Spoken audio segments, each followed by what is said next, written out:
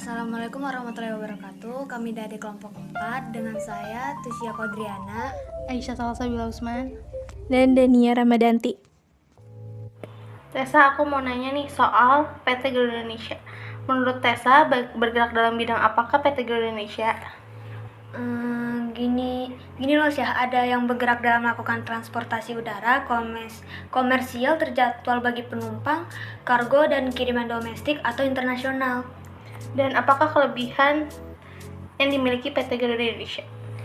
Ada kelebihannya sih, dari track record keselamatan penerbangan, fasilitas in-flight memadai, didukung teknologi canggih, ketepatan waktu, punya jumlah armada pesawat terbanyak. Dan grup apa saja yang tergabung dalam PT Garuda Indonesia? Banyak sekali grup yang tergabung. Beberapa contohnya adalah PT Ceiling Indonesia, PT Gapura Angkasa, dan PT Holiday France. Berapa banyak armada yang dimiliki PT Garuda Indonesia menurut Tessa? Nah, ada banyak ya. Total yang dimiliki yaitu 142, dan kebanyakan pesawat memiliki umur lebih dari 6 tahun. Berapa pendapatan yang dimiliki PT Garuda Indonesia? Pendapatan terakhir sih di tahun 2021 adalah US dollar 1,34 miliar. Namun adanya rugi berjalan yaitu sebesar US dollar 4,17 miliar.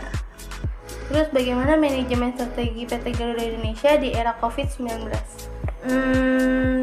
Gini manajemen strateginya itu dengan melakukan negosiasi dengan lessor terkait pendanaan pembayaran sewa pesawat, meluncurkan aplikasi kirim aja sebagai pengembangan layanan kargo udara, hingga melakukan pemutusan hubungan kerja terhadap karyawan itu.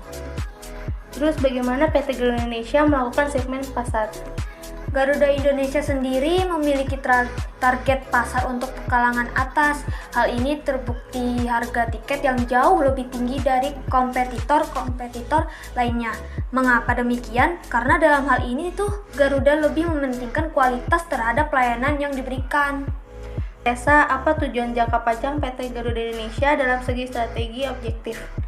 Tujuannya itu menuju maskapai dengan standar layanan kelas dunia dengan konsep layanan Garuda Indonesia Experience dan standar layanan di seluruh customers touchpoints Garuda Indonesia secara konsisten terus meningkat. Standar layanan untuk menjadi maskapai dengan layanan kelas dunia, dan satu lagi yaitu dengan menjaga konsisten terhadap kualitas produk dan pelayanan dari sisi operasional. Garuda Indonesia menargetkan ketepatan penerbangan on time performance atau OTP sebesar 85%, di mana rata-rata itu pencapaian OTP tahun sebelum sebesar 84,90%. Terus bagaimana tipe strategi yang dimiliki PT Garuda Indonesia? Tipe yang dimiliki itu market penetration. Garuda telah melakukan penetrasi terhadap pasar-pasar domestik dan internasional untuk memperluas pasar yang telah ditargetkan. Salah satu contohnya adalah pada tahun 2012 perusahaan merencanakan pengembangan usaha dengan memfokuskan pemenuhan keanggota Garuda Indonesia sebagai anggota aliansi global. Hal ini dilakukan untuk meningkatkan pasar serta menjawab tantangan terhadap kecenderungan harga bahan bakar yang akan tetap tinggi dan semakin meningkatnya persaingan dalam industri penerbangan itu. Nah, menurut Tessa, bagaimana pengelolaan sumber daya manusia pada PT Garuda Indonesia? Mereka mengelola dengan cara penetapan kritikal atau key posisi dari area yang di perusahaan, identifikasi kebutuhan talent yang selaras dengan strategi perusahaan, seleksi talent dengan mempertimbangkan aspek kinerja dan potensi kritikal atau posisi kunci dari suatu jabatan yang dibutuhkan pengembangan talent.